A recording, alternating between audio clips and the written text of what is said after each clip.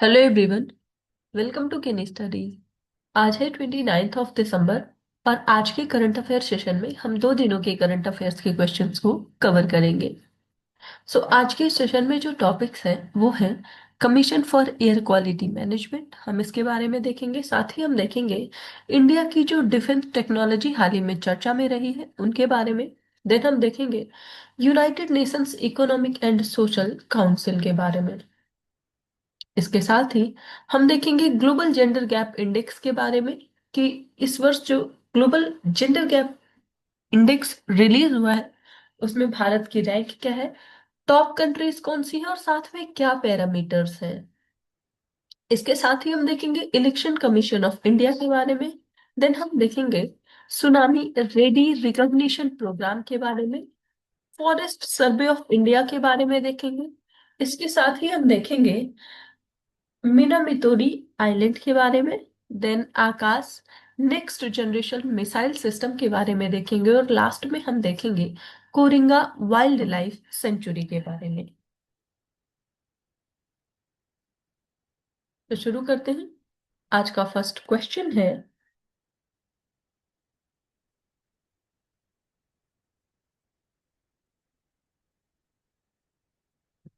with reference to the commission for air quality management consider the following statements।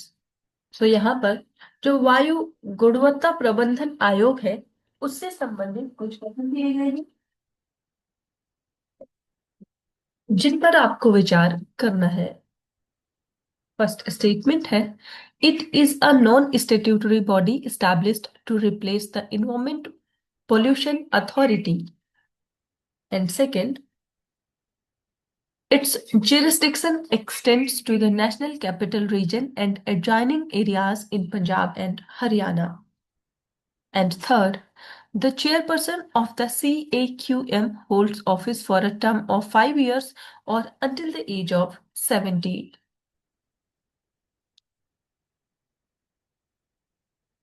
और यहाँ पर आपसे correct statements पूछे जा रहे हैं। आपको बताना है commission for air quality management से संबंधित यहाँ पर कितने ऐसे स्टेटमेंट्स हैं जो कि करेक्ट हैं।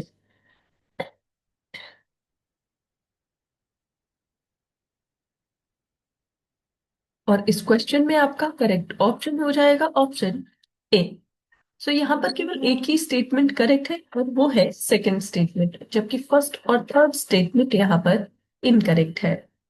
स्टेटमेंट में कहा गया है कि ये एक नॉन स्टेट्यूटरी बॉडी है, ये इनकरेक्ट है। ये एक स्टेट्यूटरी बॉडी है जिसको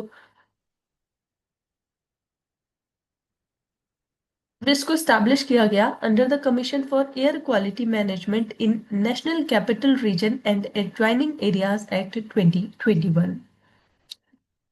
बाकी आप यहाँ डिटेल में देख सकते हैं।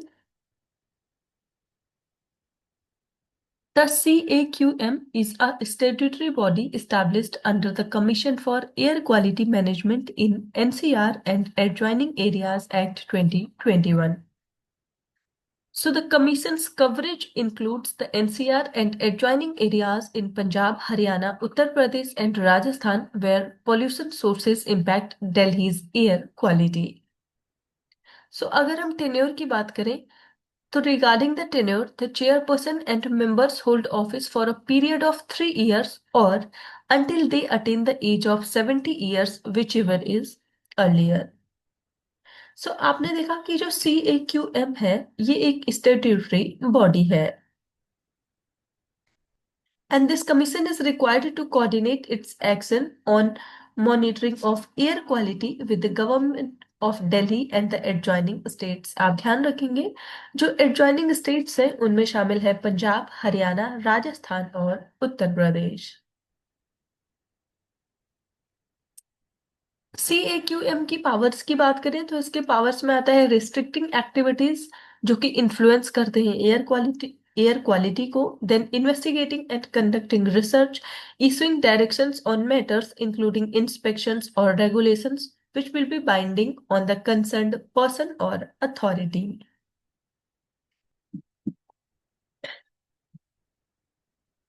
बढ़ते हैं नेक्स्ट क्वेश्चन की ओर। With reference to India's defense technology, consider the following pairs. So यहाँ पर भारत की जो रक्षा प्रौद्योगिकी है उससे संबंधित कुछ युग्म दिए गए हैं जिन पर आपको विचार करना है। सो एक तरफ यहाँ पर मिसाइल या मिसाइल सिस्टम के नाम दिए गए हैं और दूसरी तरफ उनकी डेवलपिंग एजेंसीज के नाम दिए गए हैं। और आपको बताना है कि यहाँ पर करेक्टली मैच्ड पेयर कौन कौन से हैं। फर्स्ट है Akash NG, developed by DRDO. Astra missile system, developed by ISRO. Helina, developed by DRDO.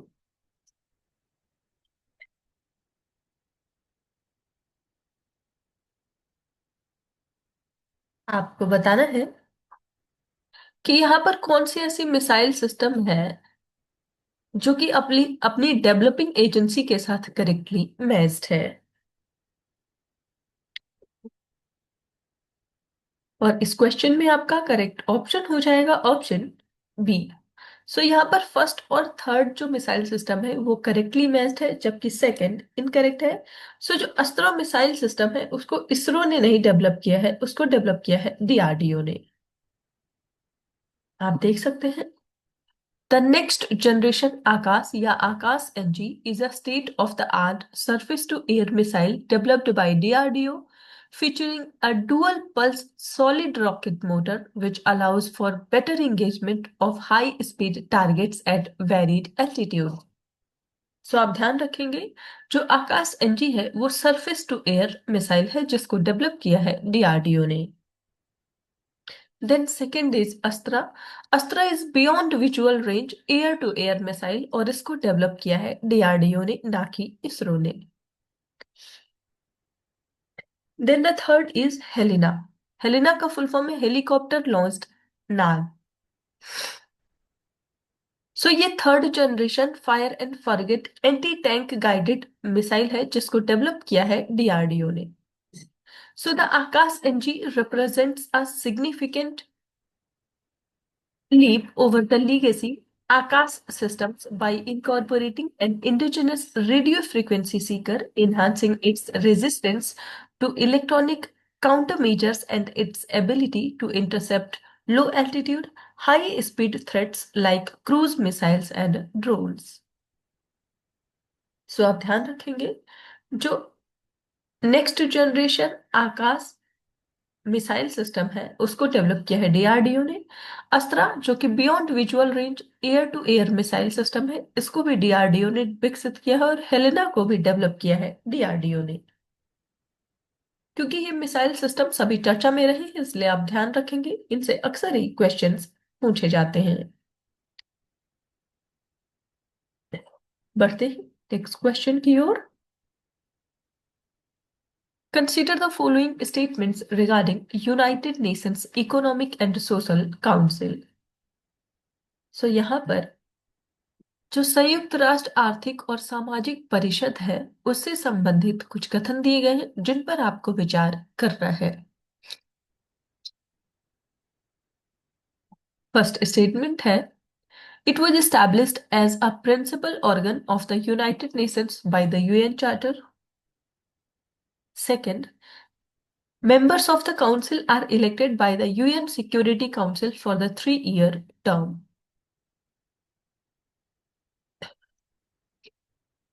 And third, decisions on substantive question in ECOSOC are made by a simple majority of the members present and voting.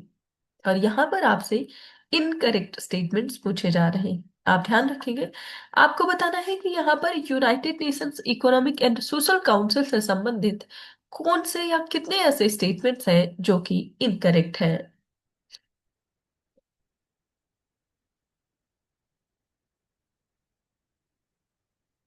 और इस question में आपका correct option हो जाएगा option A. सो यहाँ पर आपसे incorrect statement पूछा गया है, एक ही स्टेटमेंट इनकरेक्ट है और वो है सेकंड, जबकि फर्स्ट और थर्ड स्टेटमेंट यहाँ पर करेक्ट है।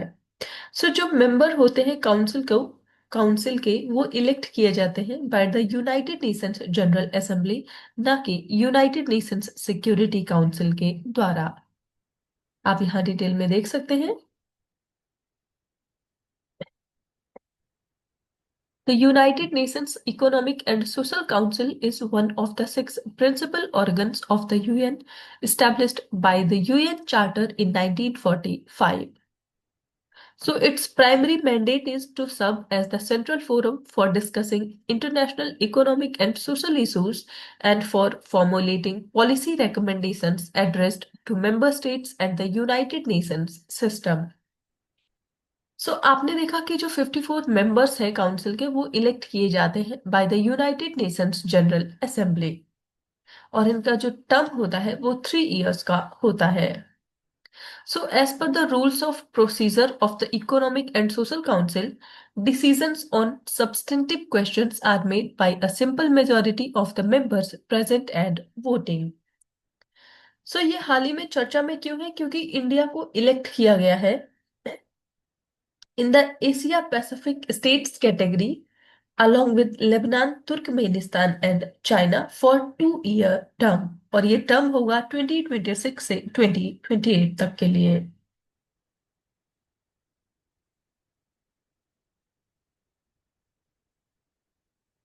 सो इकोसोक की बात करें तो इसका हेडक्वार्टर है न्यूयॉर्क यूएसए में। और आपने देखा कि ये एक सेंट्रल प्लेटफॉर्म है for fostering debate and innovative thinking, forging consensus on ways forward and coordinating efforts to achieve internationally agreed upon goals. बढ़ते हैं नेक्स्ट क्वेश्चन की ओर।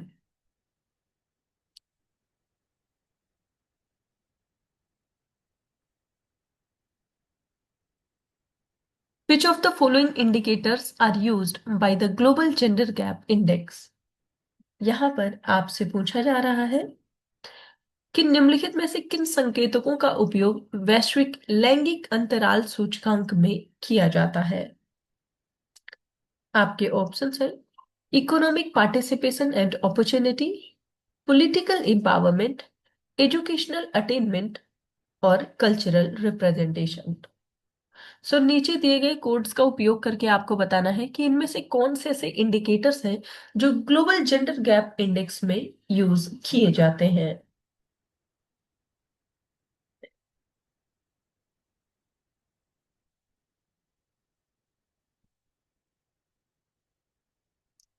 और इस क्वेश्चन में आपका करेक्ट ऑप्शन हो जाएगा ऑप्शन ए। सो इसमें इकोनॉमिक पार्टिसिपेशन एंड अपॉर्चुनिटी एक इंडिकेटर है, सेकंड पॉलिटिकल एम्पावरमेंट है, थर्ड है एजुकेशनल अटेनमेंट। इसके अलावा जो फोर्थ फैक्टर है या फोर्थ इंडिकेटर है वो है हेल्थ का, इसमें कल्चरल रिप्रेजेंटेशन को शामिल नहीं किया जाता। आप देख सकते हैं। So, Global Gender Gap Index is published annually since 2006 and it is the longest standing global index for assessing gender equality, measuring countries' progress in closing gender gaps across 4 key dimensions। और आपने देखा कि ये जो dimensions है चार वो है economic participation and opportunity, educational attainment, health and survival and political empowerment. So rating mechanism की बात करें तो each dimension is scored on a scale from 0 to 1 where 1 represents full gender parity and 0 denotes complete inequality। सो ये जो index है it aims to act as a strategic benchmarking tool enabling countries to assess and compare gender disparities। सो 2025 का जो global gender gap report है उसकी बात करें तो इंडिया की रैंक है 131 आउट ऑफ 148 कंट्रीज। आप ध्यान रखेंगे कि इसको डेवलप किया जाता है या रिलीज किया जाता है वर्ल्ड इकोनॉमिक फोरम के द्वारा। टॉप परफॉर्मिंग कंट्रीज की बात करें जो टॉप 5 कंट्रीज हैं इस इंडेक्स में वो है Iceland, Finland, Norway, UK and New Zealand. इसके साथ ही अगर हम इंडिया की नेबरिंग कंट्रीज की बात करें तो इसमें भूटान की रैंक है 119th, Nepal 125th, Sri Lanka 130th, और आपने देखा कि इंडिया की रैंक है 131 out of 143 out of 148 countries.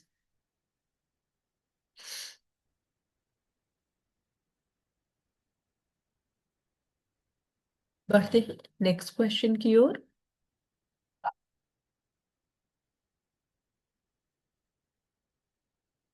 Consider the following statements regarding the Election Commission of India's voter turnout reporting system.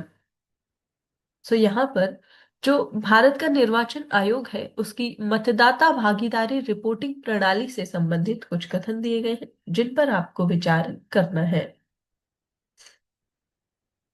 First statement है, the ECI net app allows voters to cast their vote remotely from home. And second, the system is designed to provide the final, legally certified voter turnout figures within an hour of the close of polls.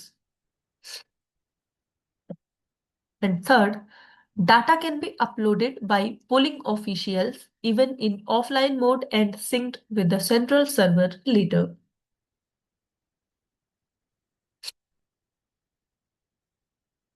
और यहाँ पर आपसे correct statements पूछे जा रहे हैं। आपको बताना है इलेक्शन कमीशन ऑफ इंडिया से संबंधित या उसके वोटर टर्नआउट रिपोर्टिंग सिस्टम से संबंधित यहाँ पर कितने ऐसे स्टेटमेंट्स हैं जो कि करेक्ट हैं।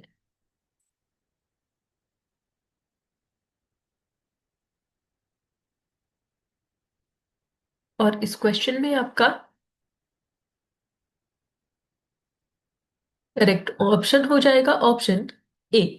सो यहाँ पर आपसे करेक्ट स्टेटमेंट्स पूछा गया है और इस क्वेश्चन में जो करेक्ट स्टेटमेंट है वो है थर्ड स्टेटमेंट, बाकी फर्स्ट और सेकंड स्टेटमेंट जो है वो इनकरेक्ट है। सो ECI नेट ये जो ऐप है ये फॉर इंटरनल यूज के लिए है by the election officials. So it is not for voters to cast their votes and this system provides approximate turnout percentage in real time. आप देख सकते हैं। So the ECI Net app is for internal use by election officials, specifically presiding officers, to report turnout data. And it is not for voters to cast their votes. The system provides approximate turnout percentage in real time. So the final legally certified figures still take time to be compiled and are not released within an hour. So the app's purpose is to provide quick provisional data to enhance transparency. की feature की बात करें तो a key feature of the ECI Net app is its ability to function in areas with a poor or no internet connectivity. So polling officials can enter the data in offline mode and the application will automatically sync with the ECI's servers once a network connection becomes available. So this ensures data is captured even in remote locations. ECI की बात करें election commission of India की तो ये एक autonomous constitutional authority है which is responsible for administering union and state election processes in India और इसको स्टैब्लिश किया गया 1950 में। आप ध्यान रखेंगे नेशनल वोटर्स डे हम सेलिब्रेट करते हैं 25 जनवरी को। So this body administers elections to the Lok Sabha, Rajya Sabha and state legislative assemblies in India and the offices of the president and vice president in the country. बढ़ते हैं next question की ओर। The Tsunami Ready Recognition Program is developed by which international organization? यहाँ पर आपसे पूछा जा रहा है जो सुनामी रेडी रिकॉग्निशन प्रोग्राम है वो किस अंतरराष्ट्रीय संगठन के द्वारा विकसित किया गया है। आपके ऑप्शंस हैं United Nations Development Programme, second World Meteorological Organization, third United Nations Office for Disaster Risk Reduction, या फिर United Nations Educational Scientific and Cultural Organization, जिसे हम यूनेस्को के नाम से जानते हैं।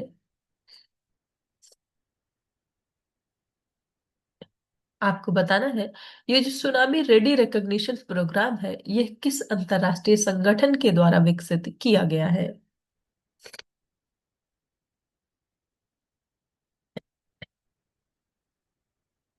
और इस क्वेश्चन में आपका करेक्ट ऑप्शन हो जाएगा ऑप्शन डी। सो ये डेवलप किया है यूनेस्को ने।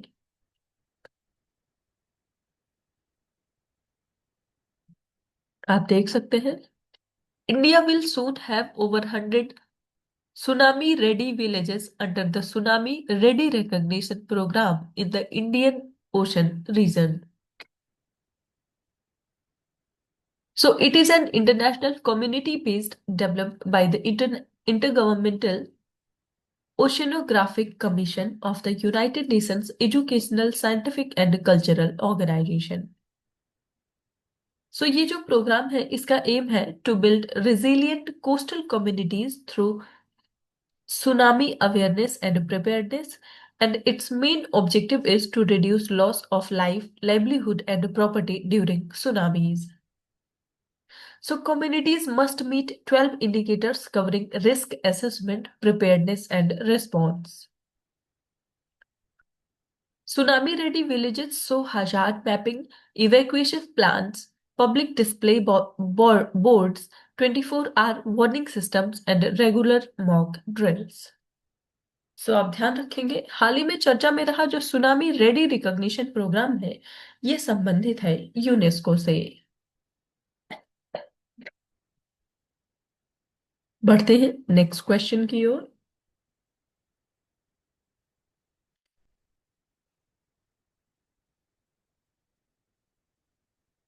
The forest survey of India functions under which ministry.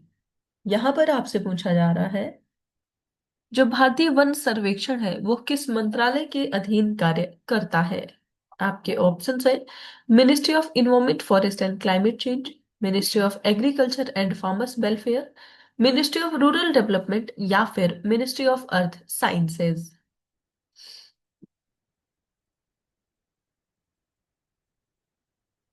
आपको बताना है कि जो फॉरेस्ट सर्वे ऑफ इंडिया या एफएसआई है, वो किस मंत्रालय के अधीन कार्य करता है।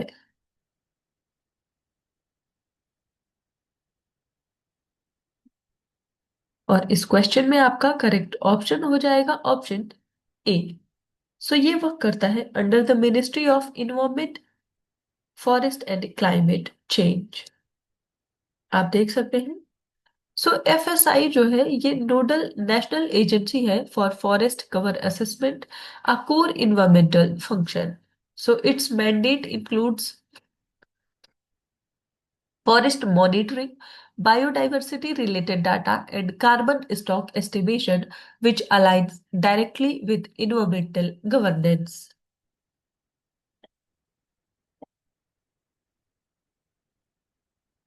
So, the Ministry of Environment, Forest and Climate Change oversees forest conservation, climate change policy, and ecological sustainability, making it the appropriate administrative ministry.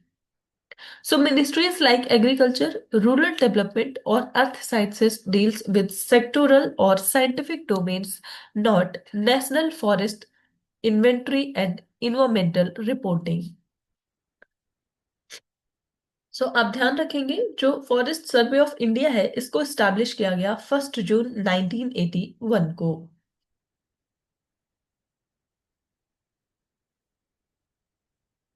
बढ़ते हैं नेक्स्ट क्वेश्चन की ओर।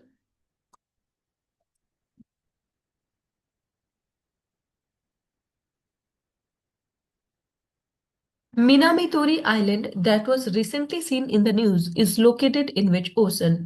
यहां पर आपसे पूछा जा रहा है, हाल ही में चर्चा में रहा जो मिनामीतोरी द्वीप है वो किस महासागर में स्थित है। आपके ऑप्शन है, Pacific ocean, Atlantic ocean, Indian ocean, या फिर आर्कटिक ओशन। और इस क्वेश्चन में आपका करेक्ट ऑप्शन हो जाएगा ऑप्शन ए। हाल ही में चर्चा में रहा जो मिनामितोरी द्वीप है वो पैसिफिक ओशन में स्थित है। आप देख सकते हैं। Japan plans to conduct test mining of rare earth rich mud from the deep sea bed near Minamitori island. This island, also called Marcus Island, is an isolated coral atoll in the northwestern Pacific Ocean. So, it is the easternmost point of Japan and the first place in the country to see sunrise. And the island lies about 1950 kilometers southeast of central Tokyo. It is the summit of giant seamount on the Marcus Necker Ridge and lies on the Pacific Plate. This island has a transitional tropical subtropical oceanic climate with an average temperature of about 25.6 degrees Celsius. Waters around the island contain valuable marine minerals like rare earth muds and cobalt-rich crusts. आप ध्यान रखेंगे, मिनामितोरी जो island है ये हाल ही में चर्चा में रहा और ये स्थित है पैसिफिक ओशन में। और जापान यहाँ पे टेस्ट माइनिंग कंडक्ट कराएगा, इस वजह से ये न्यूज में रहा है। बढ़ते हैं नेक्स्ट क्वेश्चन की ओर।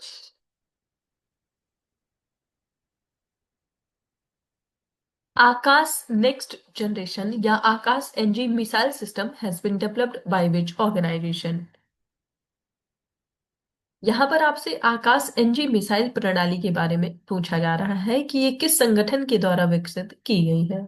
आपने शुरू में देखा होगा कि जहां पे मिसाइल सिस्टम्स और उसकी डेवलपिंग एजेंसीज के बारे में हमने जिक्र किया, वहां पर इसके बारे में भी देखा था। इस क्वेश्चन में आपके ऑप्शन है Hindustan Aeronautics Limited, Defence Research and Development Organisation, Indian Space Research Organisation या फिर भारत इलेक्ट्रॉनिक्स लिमिटेड। आपने देखा ही होगा कि जो आकाश एनजी मिसाइल सिस्टम है इसको डेवलप किया है डीआरडीओ ने। आप देख सकते हैं, The Defense Research and Development Organization successfully completed user evaluation trials of the Akash NG missile system. ये एक modern surface to air missile system है जिसको डीआरडीओ ने डेवलप किया है और प्रोड्यूस किया है भारत डायनेमिक्स लिमिटेड ने।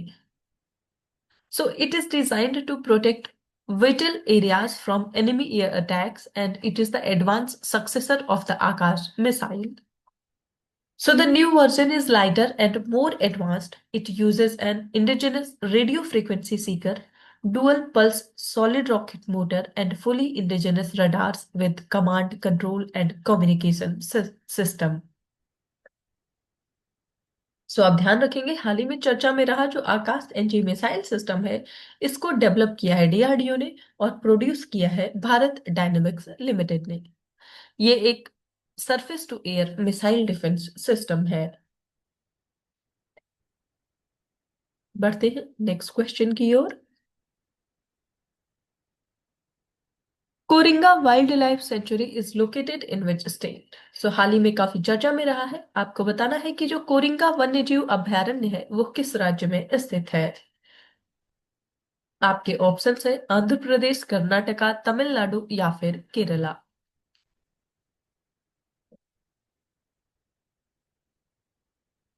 इस क्वेश्चन में आपका करेक्ट ऑप्शन हो जाएगा ऑप्शन ए।